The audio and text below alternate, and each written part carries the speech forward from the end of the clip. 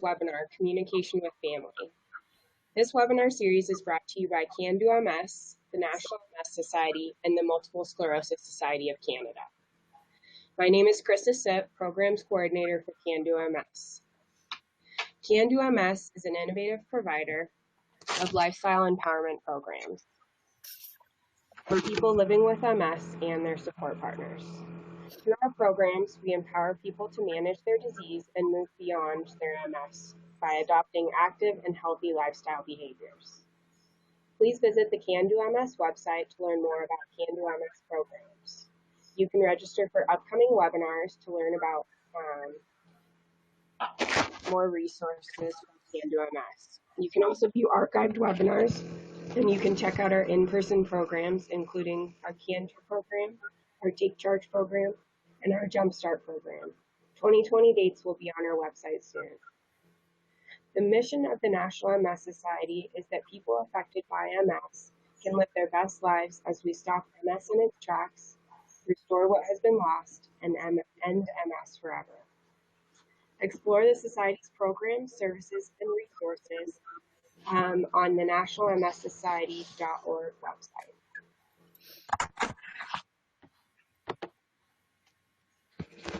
How to ask questions during the webinar. We will save about 15 minutes at the end of the webinar for questions and answers.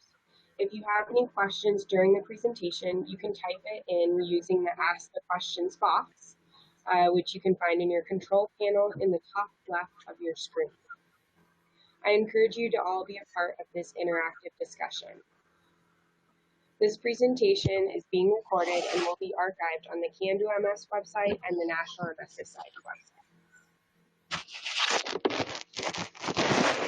To access additional resources for tonight's webinar, please click the resources box in the top left corner of your control panel. You can download a copy of tonight's presentation as well as our November library article, which provides additional resources on this topic. You will also be able to access these resources in the follow-up email that will be sent out at end of day tomorrow.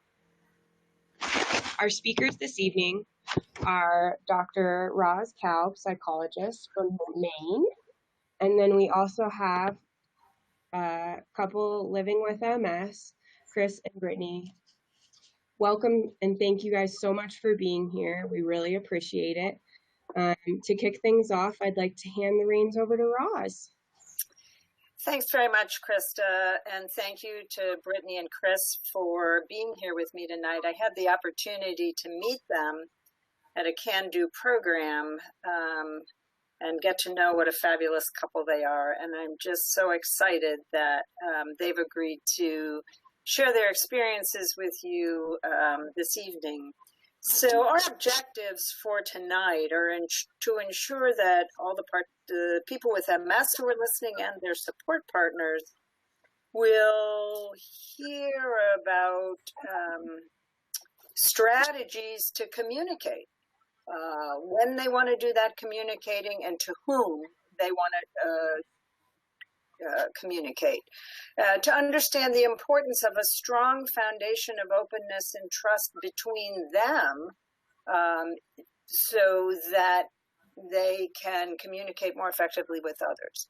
Learn way to help family members of all ages, children, parents, siblings, understand MS and the impact it's having on you as a couple. Learn how to talk about those difficult invisible symptoms that other people can't see and find very confusing. And just get some tips and tricks for some of the hard conversations that sometimes need to happen with family members and friends. So what I want to do is start by giving you all an opportunity to get to know Brittany and Chris. So Chris, would you want to start and just tell a little bit about your background? Yeah, my background personally or us as a couple? Well, you can start with your own and then we can move on to you as a couple. Yeah, okay. So I'm 40 years old. I was born in Montgomery, Alabama. I grew up both in Alabama and in Northeast Tennessee. After After high school, I moved to Mississippi. I ended up at Mississippi State University. Got a degree in biochemistry, and then I've been working here in the Memphis area ever since I graduated college. And how about you, Brittany? Can you tell us a little bit about your background? Sure. I've been born and raised in Mississippi, and got my nursing license in 2005 and have just been a Southern girl ever since. And how did you meet Chris, Brittany? We met through friends at church. I was single with 2 children, and he was single with 2 children, and we were both looking to start dating, and some mutual friends introduced us, and it was an immediate connection. And how far do you live now from your extended family? From his family is a little bit more spread out than mine. They're in Northeast Tennessee, and then he has family in Southern Alabama. And my family is relatively close. They're all within about 25 to 30 miles of where we are. Great. And Chris, tell us a little bit about your kids and how you merged your 2 wonderful families. Well, so I have 2 boys, 11 and 9. And then the girls are exactly the same age. So when Brittany and I met, the 2 older ones were 8. 5. What? 5? 5 and 2. So they were really young, and it's pretty comical, because the 2 older ones are kind of like best friends, old souls, like they've known each other forever. And then the 2 little ones are like real brother and sister, right? So they're like oil and water at times. But yeah, so we met and merged our families together, and that's been a growing and a learning opportunity. It's not something that's easy to do. We found books and a couple of people that we trusted that, we could learn from. And so I guess much like with learning about MS and finding the right people to talk to, blending a family is definitely something you need to find trustworthy sources. Right? So. Well, one of the reasons I was excited to have the 2 of you on this webinar was because you've really had to practice good communication skills with a large number of people, right? Your families, your children, people in your community. So let's start first by talking about how you got your families on board when you decided to get together. Let's start with your parents first. Chris, can you fill us in a little bit on how those conversations went? Yeah, so Brittany and I met, and we didn't date very long before we decided to get married. And so my mother was fine with me dating and Brittany and all that kind of stuff. But when my mother found out that Brittany had MS, it really kind of was something that was hard for her to accept, I guess. So my uncle, my mother's brother, has his wife has Chiari syndrome. Is that right? Yeah. And so she's been pretty much in a wheelchair and basically sitting now for probably almost 2 decades, right? So that was something my mom has watched her brother go through, and we've all kind of are on the periphery and watching that family grow and at times struggle. And so I guess when my mom found out that Brittany and I were going to get married, and that Brittany did have MS, that it was really hard for her to accept in the beginning. Yeah. So even though there were 2 totally different conditions that were causing a problem, it still made your mom worry about a disease that might progress and what that might be for your future. So you were able to reassure her? Did you do that? Brittany, did you help your future mother-in-law? How did that work out? It primarily was Chris who communicated with her. They had the established relationship already, and it was a lot better to come from him to ease her worries and her fears and to kind of educate her on what he knew about MS, what I knew about MS, what we expected maybe in the future, and how we were planning to manage that to help ease some of her anxiety. And I didn't know anything about MS. I mean, all I knew was what I had been told up until that point. I knew that when she took the injection medications that she was on at the time, she would be sick for 2 days. And it was something that the way she would get sick after she took those shots was something that if I didn't see it, I wouldn't believe it if someone told me. So, I didn't have all the information at that point either. So it was kind of a learning process for all of us. Yeah. Great. So before you could teach other people about this, including your parents and your children, you had to learn yourselves. How did you do that? Well, Brittany knew a lot already just because she'd been living with it for, a while. And for me, it was just basically what she told me. I never did really go out and, read articles or, find, societies like MS CanDo. I didn't do any of that. So, when we had an opportunity to go to the MS CanDo conference, that was really the first time that there was any purposeful move toward educating myself as a care partner. Yeah. Okay. So your kids were 5 and 2. And when you got together, so Brittany, how did you talk to them about MS, and how did that conversation grow over time? Right. So they were pretty young and they couldn't really understand all the ins and outs of MS. So I would just kind of talk to them about maybe what they were seeing, maybe some of the symptoms that they were seeing in me, and I would explain what MS was in terms that they could understand at that young age, and just kind of help them understand, well, mommy, sometimes mommy feels tired because I have this illness, but this is what I can do and this is what I can't do. And so my girls especially, they grew up with me having MS. I was diagnosed when my first daughter was 4 months old. And so as things changed and as they developed and could understand more, I would give them more information little by little. And then when Chris... So the information grew with them. Yes, very much, very much. And so when Chris and I got married and he brought his boys into it, that they just became part of the circle. And so we would talk with them, the same way we would talk to my girls. Okay. Do you tend to talk to them together?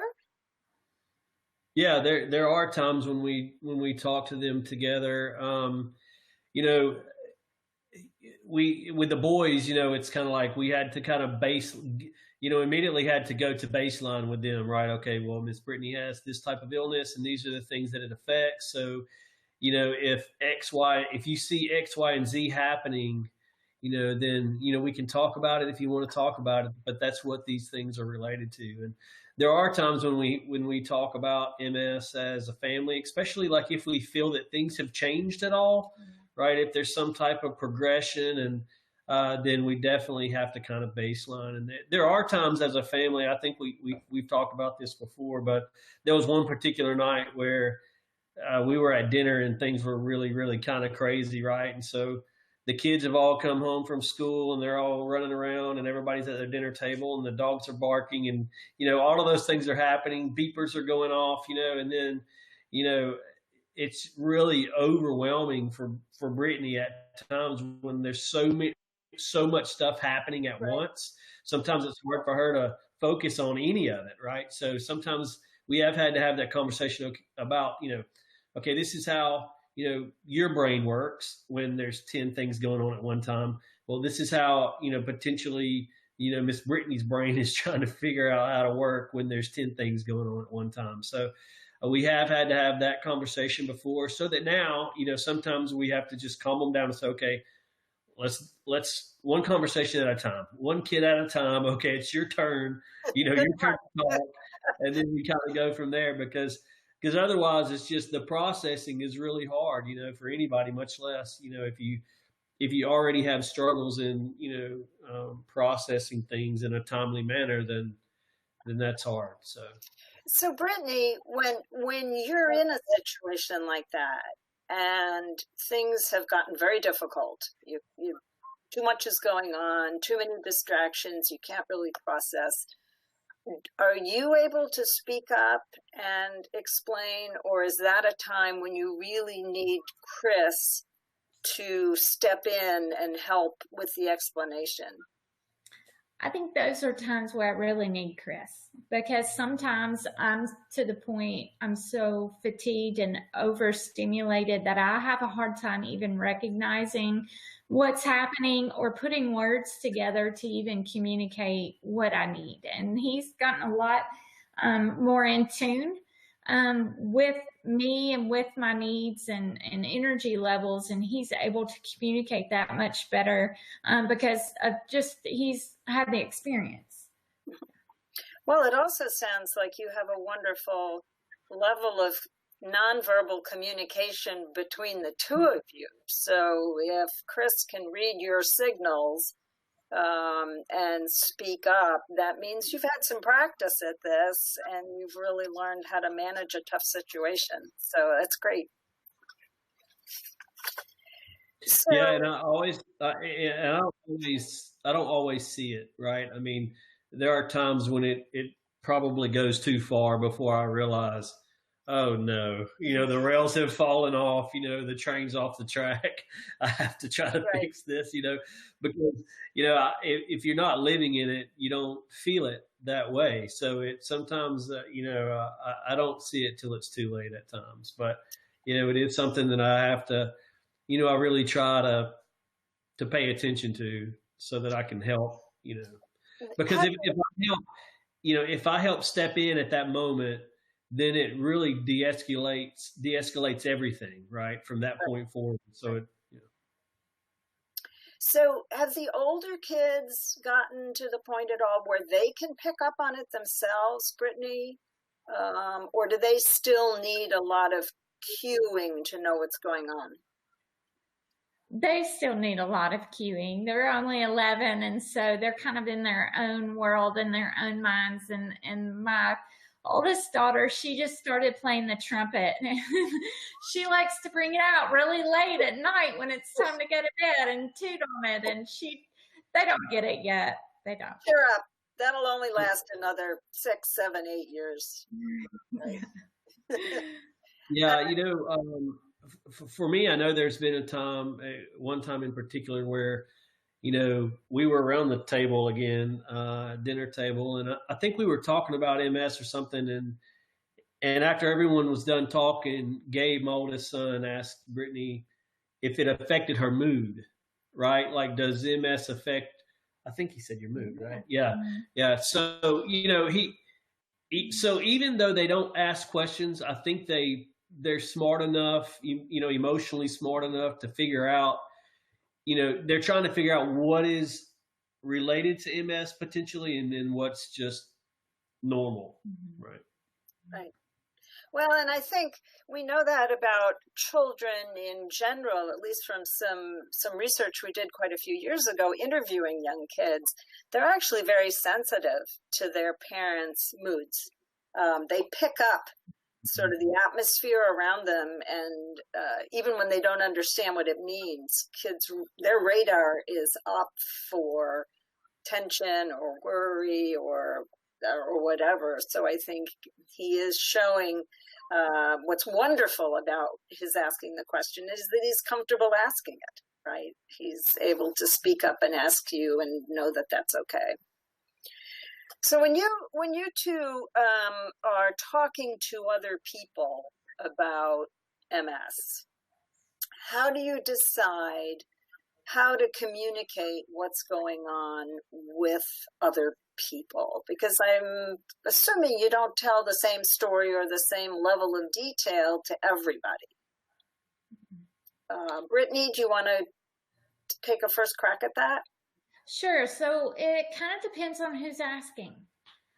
So if it's someone who has a closer relationship with me, then I'm pretty much the one who's going to answer and give them the information that they need. If it's someone who is closer with Chris, then he's going to step in and give the answer, because it's going to be better received by the person they have the relationship with.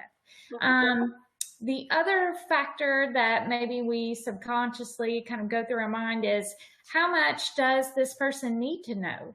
You know, if it's someone like my parents or his mom, they're pretty close to me and to Chris, and they're impacted more by my MS. And so they need a little bit more information than, say, if we meet some acquaintance in the grocery store and they just say, hey, how you been feeling? They don't need as much information. You know, they don't need the whole story. So those two things kind of are filtered. Is that the same for you, Chris? I mean, is that how you approach it as well? Yeah, it's you know, it's kind of the same with, like, you know, sharing any type of information with people around you. You tend to share more with the people that you're closest to, and you trust their heart, or trust, you know, that what you're telling them won't go any further or whatever. Because there are people who will ask, you know, well, how's your wife, or how's Brittany? And I'll say, oh, well, you know, she's fine. You know, things, it's kind of just, you know, moving along, right? If they know nothing about MS and they aren't really in our life on a daily basis, then they don't really, you know, need all the detail, because they may not even care for that much detail. They just want to know if you're okay or not. But then if I'm speaking with, you know, my mom or some of my close friends that I share a lot of, you know, my life with, or, you know, if you know, her parents will sometimes ask me about how she's doing, because I think maybe they think she doesn't tell them the truth. And so, and it's more her dad, I guess, that has been the one who has asked me in the past, you know, how's Brittany doing? And when he would ask, I would know that, you know, he's wanting to know, like, really, how are things, you know? So you have those people in your life you can trust and use them for what, you know, what you should be used for. And then other people, you just kind of give them the, oh, she's fine, you know, type of answer. There was a situation where we had to go to meet the teacher night with our two oldest kids. And so Brittany had to take a wheelchair. So it was one of the first times that our oldest daughter has, you know, been with us in a large group of people when Brittany had to be in a wheelchair.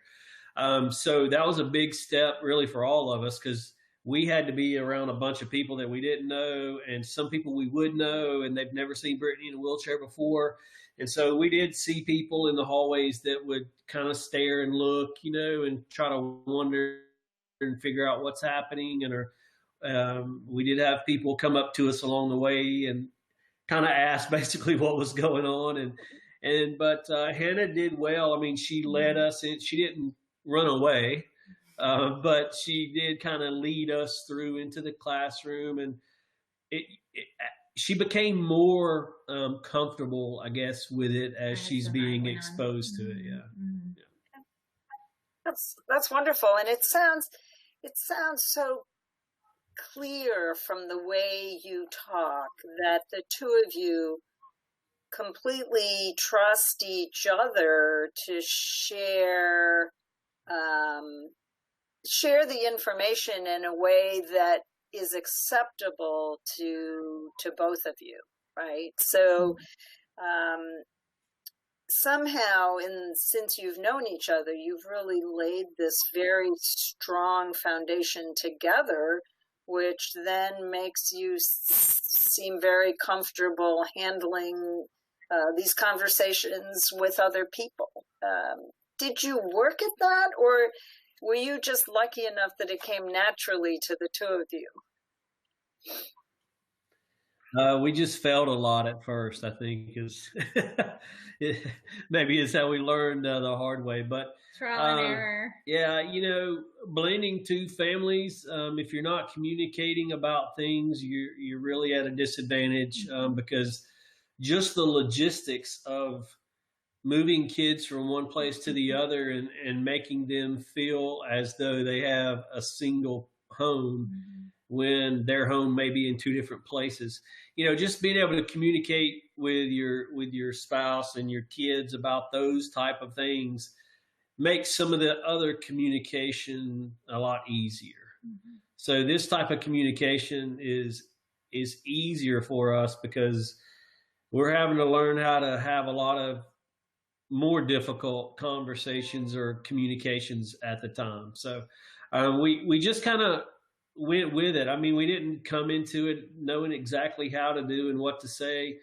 But as you communicate more, you get better at it. Right. So it does seem to take a lot of practice, and we don't get very much training at it, do we? No. So I think sometimes in families there tends to be some secrets, or we can talk about this, but don't tell mom, she'd be upset, or don't tell dad, he'd be upset, or even when you're talking with parents. So did you guys come to some decision together about being totally open or not, keeping things secret, or what happened? I think we've always had a policy of being open and honest, especially with the kids. And that's sort of a great launching pad to talk to anyone, because you're not putting your kids in a position where they have to keep your secrets.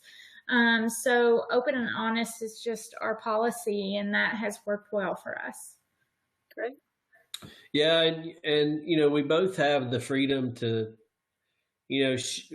she trusts me, and she gives me the freedom to talk to the kids however I need to talk to them. And so, there have been times when I've had to have a conversation with Gabe or Avery and also the other kids about, maybe a particular situation went bad, right? I mean, as with MS, at least with Brittany, as things progress during the day and it gets to nighttime, that's when they're kind of the craziest. And Brittany, her ability to really process all that it's getting more difficult as the day grows longer. So, if she loses her temper, or something is said or whatever the case may be, and there are times where I'll have to go back and talk to them and say, okay, this is the situation, this is what happened, and this is what we need to try to learn from that so that we can, maybe do something different next time. So,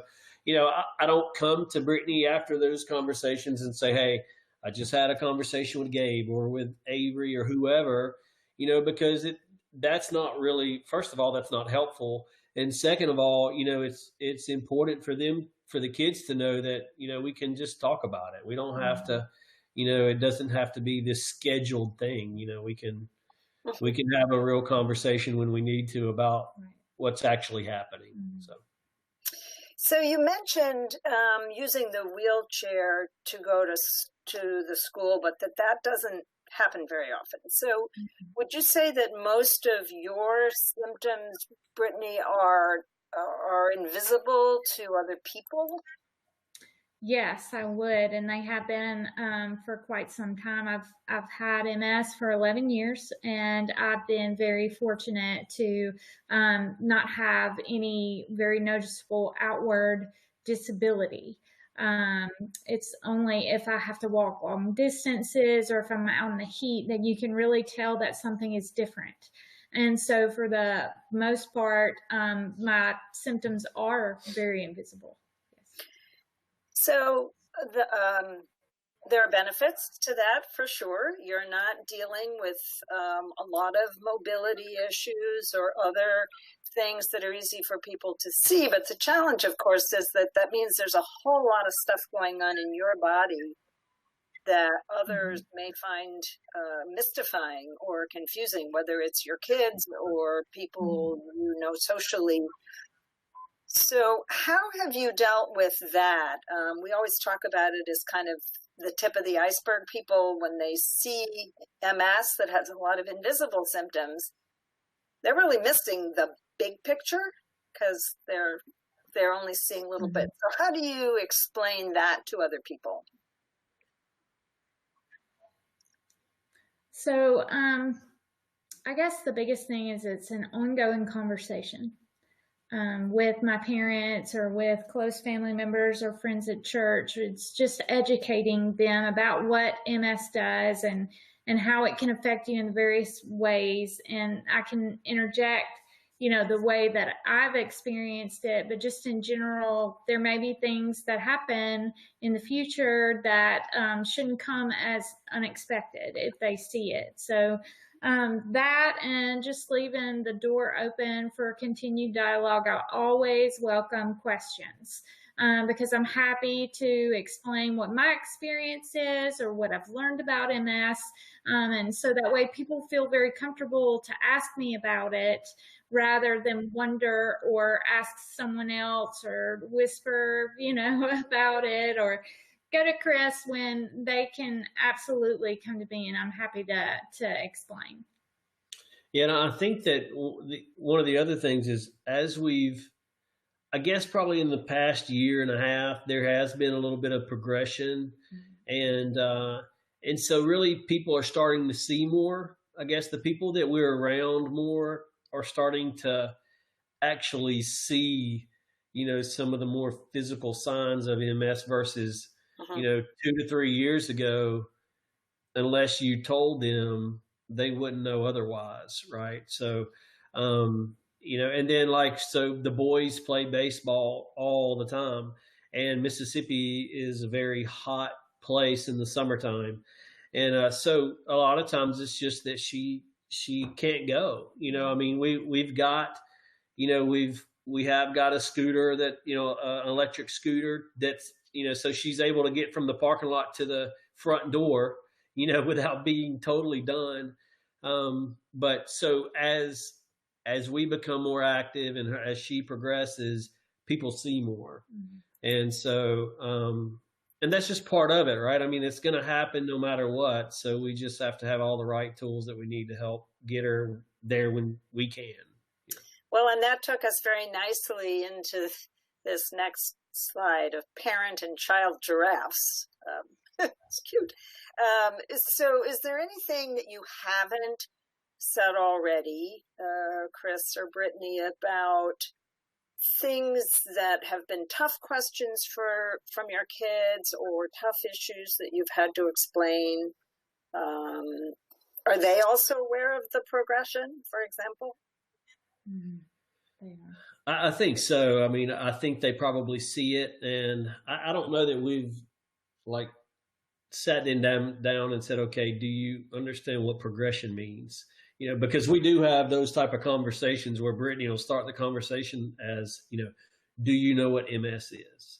And so we'll just start talking about it. So sometimes it's important to do those real simple, question and answer definition type of, situations where you just give them the freedom to ask all the, questions that they may think are crazy, but they are, 9 years old and they need to ask.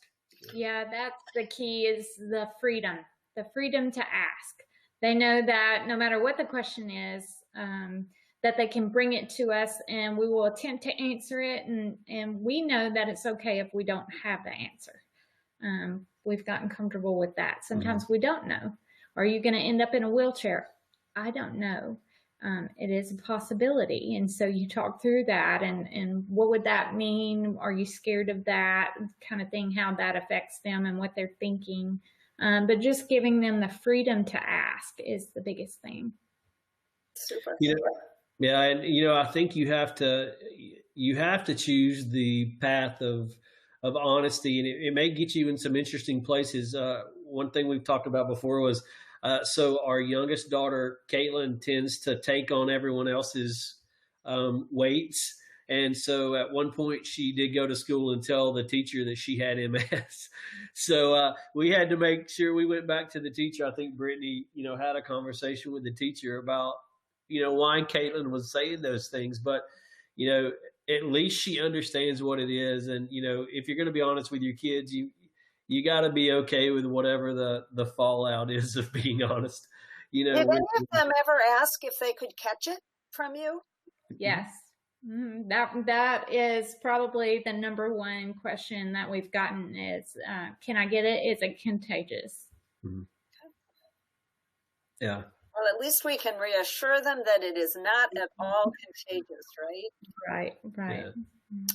So, Brittany, would you start here and just, because you have some invisible symptoms, which can really get in your way sometimes, have you had to learn how to ask for help when you need it? And also, have you had to learn how to tell people to back off when they're offering help you don't need? Yes. Yes to both those things. So I often do this with Chris. He's a servant. His heart, that's where his heart is, and he loves to help me.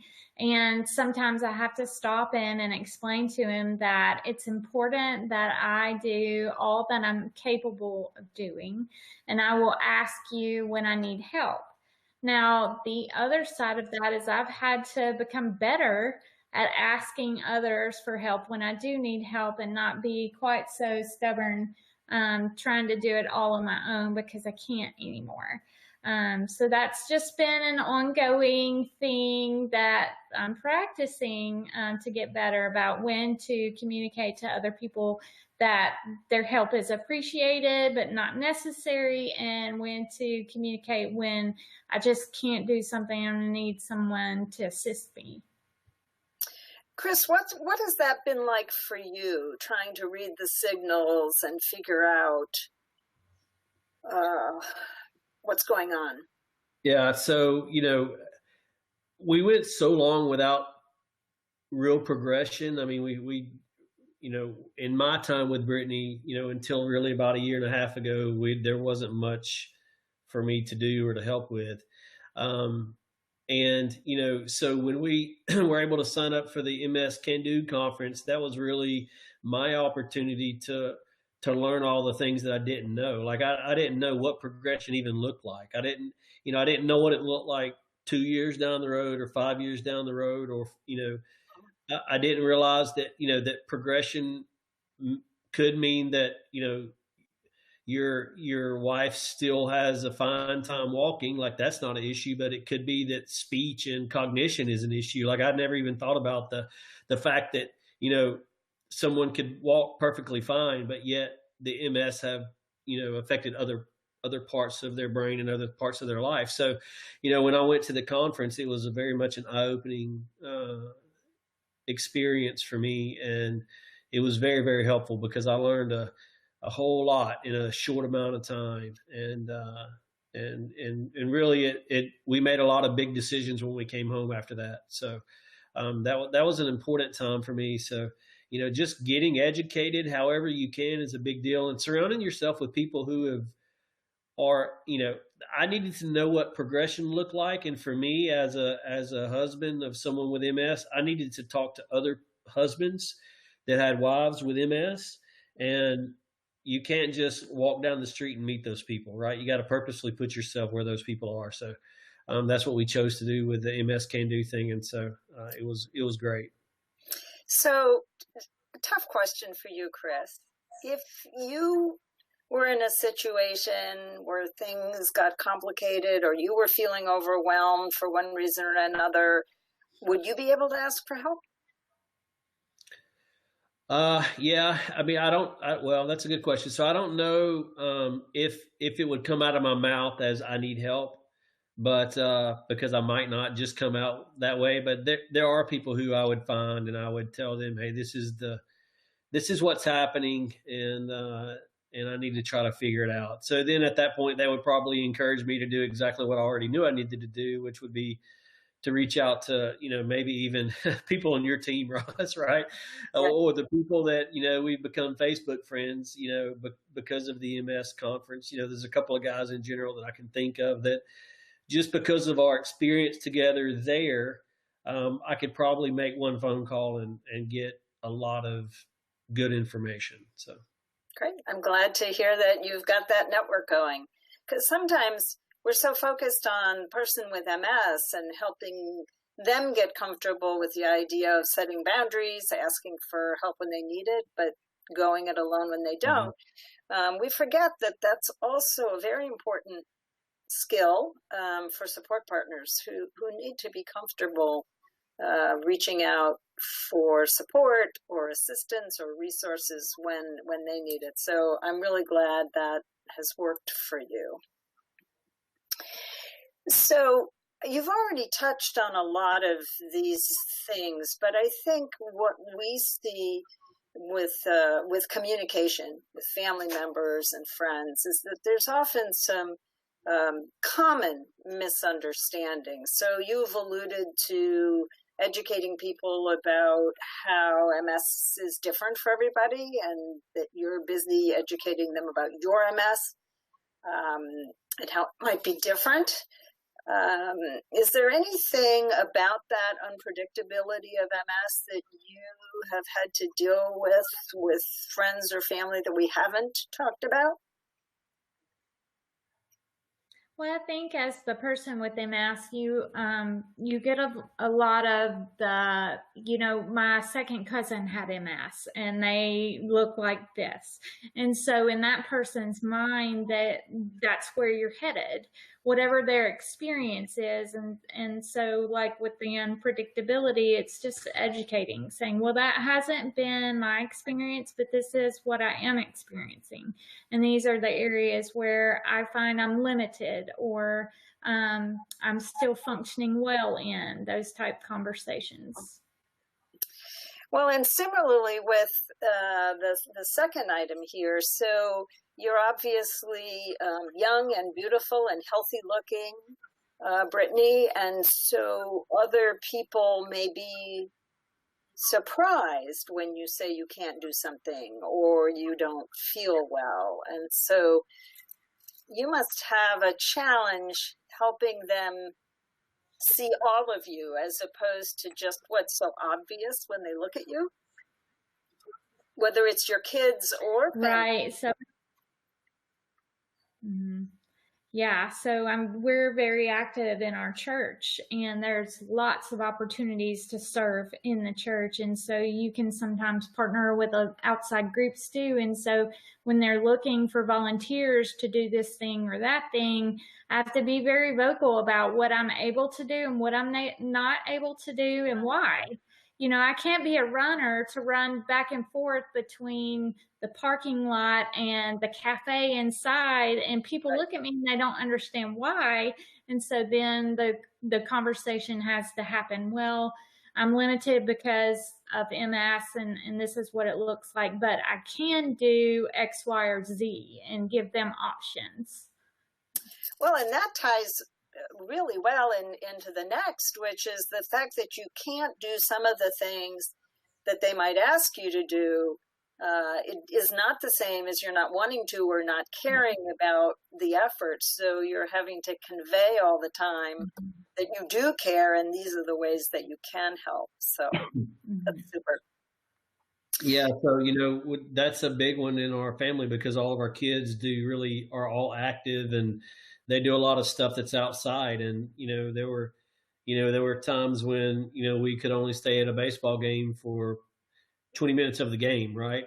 And it's an hour and a half long game, and then maybe they played 2 games that day, but we could only stay for 20 minutes. Or about a month ago, our oldest daughter was playing soccer, and by the time we walked from the car to the edge of the soccer field and sat for about 20 minutes, she was almost not able to get back to the van to sit in the air conditioning while the game continued. So, and when that happens, the communication to the kids is just, hey, we were watching you from the van. I didn't miss anything, but I just couldn't stay in the heat anymore. And they get it, right? So that conversation pretty much ends there. They don't get their feelings hurt. A lot of times, if the boys and I are leaving to go to a baseball, tournament, Brittany will give them a hug and tell them good luck. And they know that, that if she could be there, if the weather was right, then she would. right? Because when the weather's right, she's there. But when it's 103 and we're there all day, she can't she can't be there. You guys must have done a wonderful job, though, of helping the kids feel very secure in your caring and your commitment. So whether you're there physically or not, they feel your presence, Brittany, and they feel your good wishes for them to be successful. Yeah. So you are to be congratulated for that. That's not easy, and you've clearly done a good job of that. I think the other thing that happens with MS that's very common is, resources, not just financial resources, but things like time and energy become critically important, right? Energy is probably the most valuable resource when you talk to a person with MS, and so they have to bank it and they have to use it. Then things take longer, and so time becomes precious, and that's not something that other people always understand. Have you had to explain those things to the children and to people outside the family? Yes, absolutely, because fatigue is probably my worst symptom, and CanDo MS actually helped us with that. I've explained it to them and to others as having a piggy bank, and in most people's piggy banks they have $100, and so it might cost $1 to walk down to the end of the driveway and back, but maybe I only have $5 in my piggy bank. So if I spend energy on a certain activity, that's going to leave me less dollars to spend on the activities later in the day. So that visual kind of gives them a little bit better grasp on how energy conservation looks for me. Yeah. Super. All right. Well, you guys have done an amazing job of explaining all of this. Chris, would you like to start by just summarizing some tips and strategies that you would have for other families who are dealing with this? Yeah, for me, again, the biggest thing was being educated about what MS was or is to, I knew what it was to Brittany because I was there when, she would go around the corner and deal with some symptom that nobody else saw, right? So I knew that, I knew about what it meant to her, but I had no idea what it meant for me. I really didn't have any idea what it meant for the kids long term or might mean for the kids long term. So to me, being educated gave me a lot more confidence about being ready for whatever was going to happen because, I didn't, like I said before, I didn't know what does MS look like 5 years from now. With Brittany, it could look exactly the same, or a year and a half from now, it could all go downhill quickly. And we don't know that. But to be prepared for whatever comes probably is the biggest thing that I've learned is to just, get all the tools that you have at your disposal and bring them into the house all at one time. When we were at the MS CanDo conference, there was a slides shown and a story told about, I think, maybe a husband or something, or a man with MS or something. He had a car and he would open the trunk and at any given day, there were all these tools in the trunk of what he might have to have that day. And if he felt good, then he didn't have to get anything. But if he felt terrible, then, maybe he had to have his walker, or maybe he had to have, a scooter that day because he didn't feel great. So that really helped me understand that in order for Brittany to really live the best that she can, we need to have all the tools available so that she can make that decision on a daily basis. And so in our home right now, we have a lot of those tools. And so for me, just being prepared, knowing what MS, is to her, and then knowing, for myself, what I can do to take care of me and her is really the foundation of it all. Because if I understand all those things, then I can just have conversations with the kids. They ride the scooter around the house. So the scooter isn't, something taboo that sits in the corner that nobody talks about. So. Right. So speaking of talking to your kids, do you have any tips? Brittany, why don't we start with you? Tips for talking with the kids about MS. I have up here on the slide, talk with kids about MS the way you talk about sex. So what does that mean? Right. So you've got it stated beautifully. You just want to start with their understanding. I always started by asking my kids questions, right? What is MS? What do you understand? And then I take whatever they had in their mind and I kind of build upon that or clarify that in just a very simple, age-appropriate way.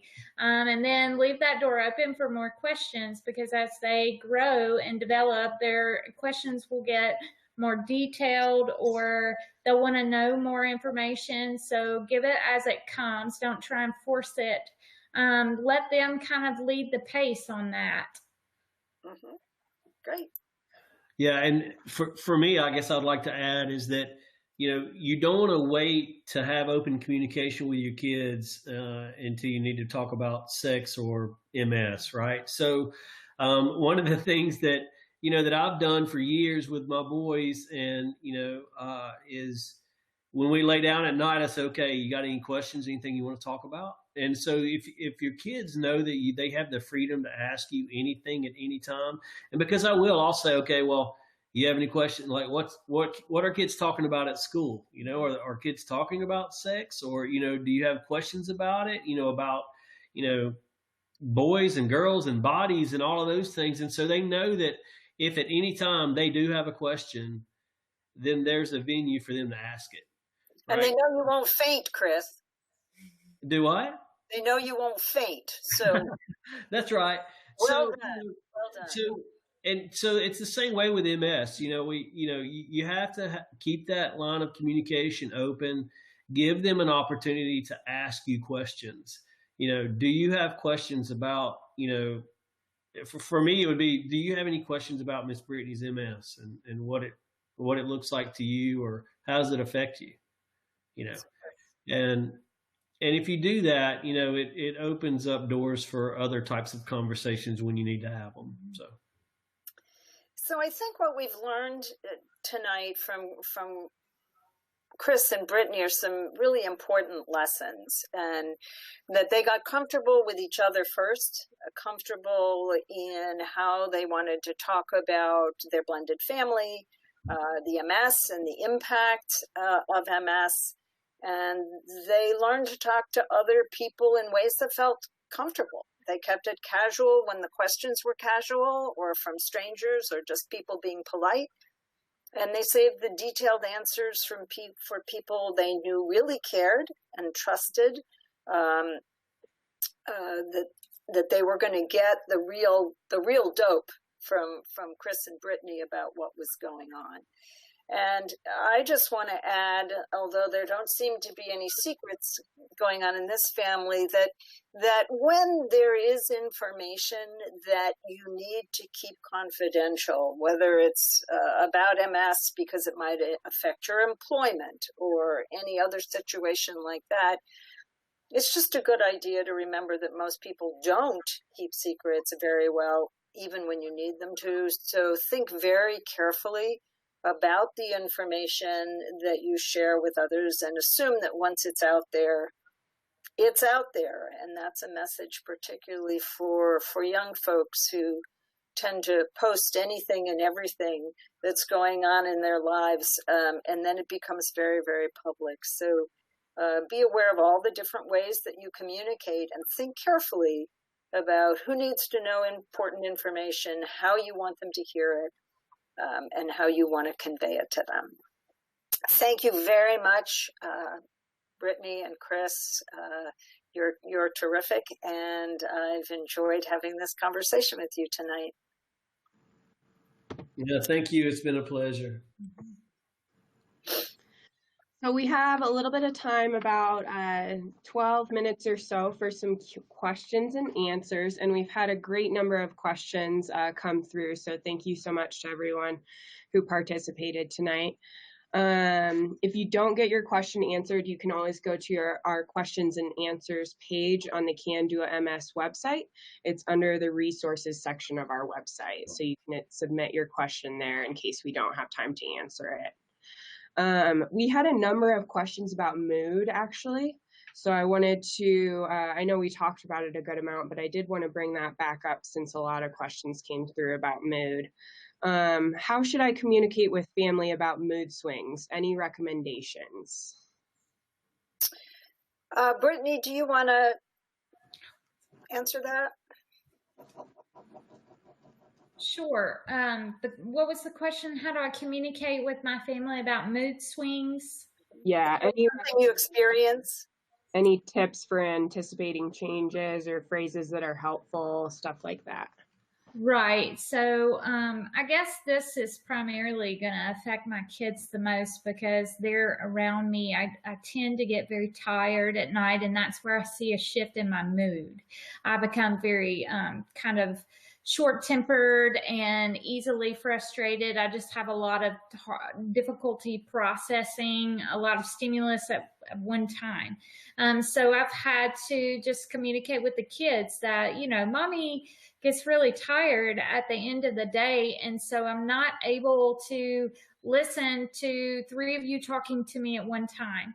So if you have a very important question or something I need to address or a paper I need to see from school and sign that you forgot about, come to me, but do it one at a time. Don't bombard me all at one time because I can't divide my attention among multiple children. And I promise I will get to you. I just need you to come to me one at a time. And they receive that very well.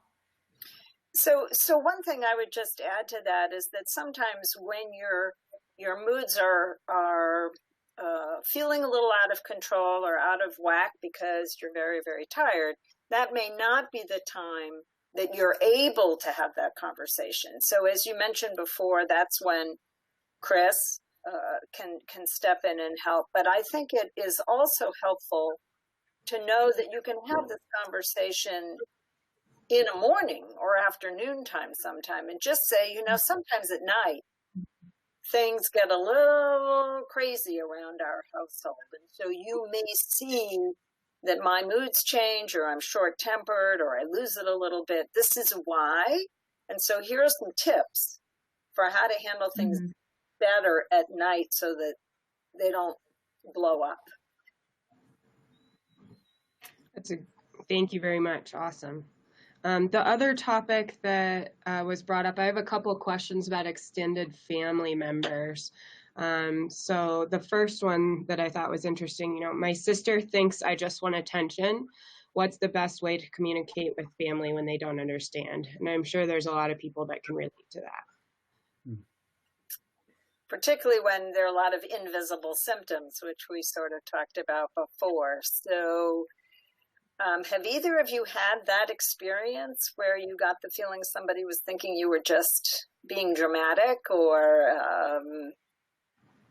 wanting attention? I think that as the person with MS, that's always your fear. That I haven't necessarily experienced anyone coming to me and saying, oh, I think that you're over dramatic, or this is not as serious as what you let on. But that's always the fear in the back of my mind, that that's what people might be thinking. And so sometimes I over-explain because I'm worried that if I don't give enough information, they're not going to take it seriously. I think to combat that, the biggest thing is to just have a consistent message, right? You just continue to have that conversation. It's an ongoing conversation. You give a consistent message, and over time, people are going to see that this is not something you're being over dramatic about, that it is a there's serious limitations that MS brings in your life, and while they may be in denial and not want to accept it, they can't deny it after so long, I guess, would be. The other thing that can be very helpful is to have information handy that you can share, because it's harder for people to think you're being overly dramatic or just wanting attention if they have some brief reading material that describes the symptom of fatigue, for example, or cognitive changes in MS. Then it's not just coming from you, it's information about how this affects so many people with MS. So some people get materials from the National MS Society, or they offer to share some archived webinars with people who don't understand from the CanDo MS website. But sometimes you just have to offer people some other information so that they see it's bigger than you. Mm-hmm.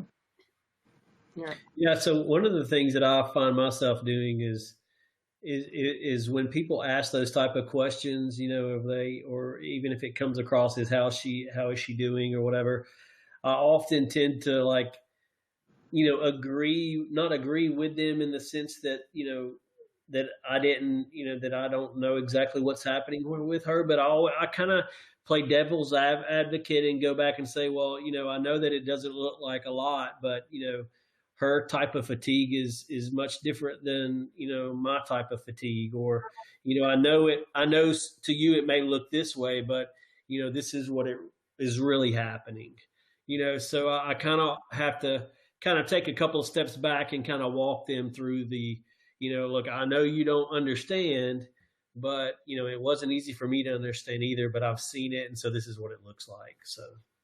Sounds great. Yeah.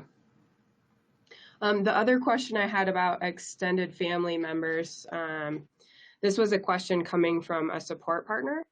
My spouse has MS. Her family lives near us, but they rarely come over to help out. How can I communicate with them and encourage their involvement? I'm worn out and could use some help. That's a tough, I guess the part of that's tough is that, you want your parents or you want your spouse's parents to be involved, whether MS is involved in your life, a part of your life or not. So, I guess just, having some honest conversation about, your wife and how she's really doing. 'Cause it may be that they don't know. It may be that they don't know that she's having a hard time walking, or, that she's having a hard time processing things or even speaking clearly at times. So, if they don't understand the gravity of the situation, then they may not feel inclined to get involved, and they may not know if you're, ready to give them the freedom to intercede. So it may be that just, again, it comes down to communication and, that you're ready for help or help is needed. Right. I think that's really good advice, Chris. I think the other thing to keep in mind, particularly when you're talking about parents and in-laws, that generation, people can get very, very frightened. So the parents of a young adult with MS may find it difficult to come over, not because they don't care, but because they're scared to see that there might be progression, or that it's very painful to watch a child, even an adult child, struggling with something that they can't fix.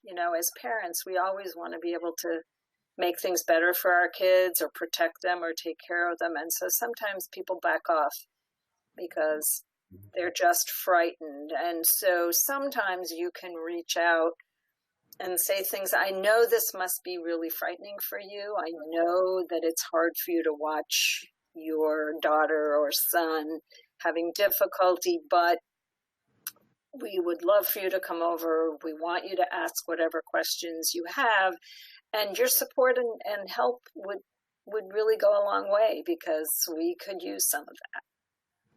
See what happens. Those are really great answers. Thank you, guys. So one more question, time for one more.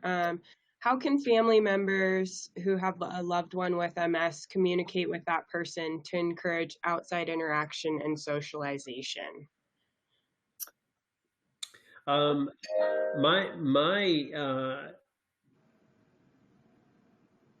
the MS CanDo conference was huge for us, because, so for me, it was, I needed to be around other people like me, right? Who have the same, or facing the same,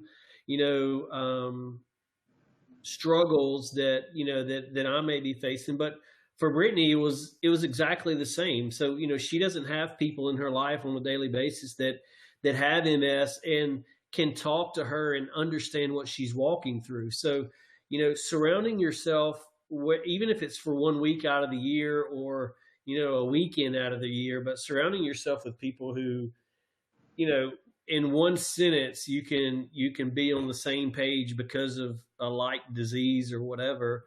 I think that's important. So it gave her an opportunity to talk about things that she probably never talked about with anybody else, even me, because some of her symptoms aren't fun to talk about, right? But if you find another, wife or another, person who struggles with those same type of symptoms, then all of a sudden you have an opportunity to talk about something that you never get to say, hey, this is bothering me.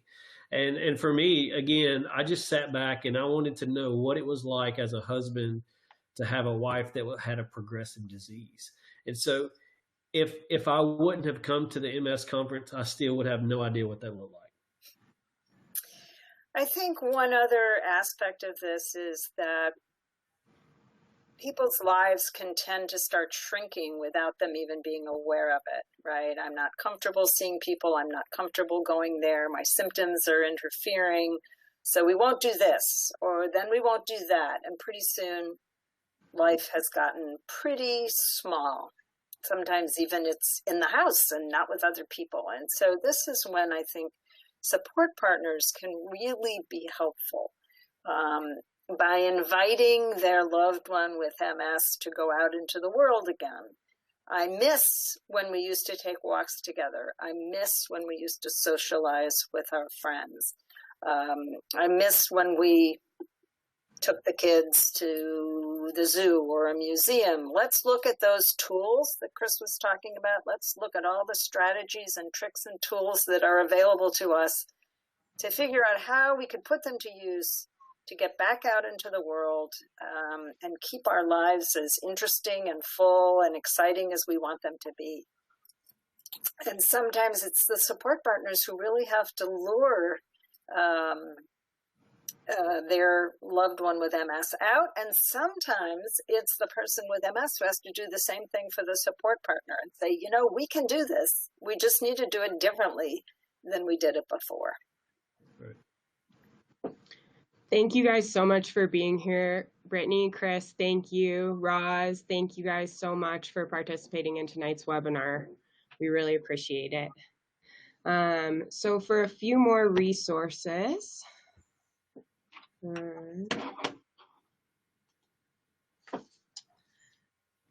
If you would like some more information about additional resources that you might find helpful, you can go to the CanDo MS website.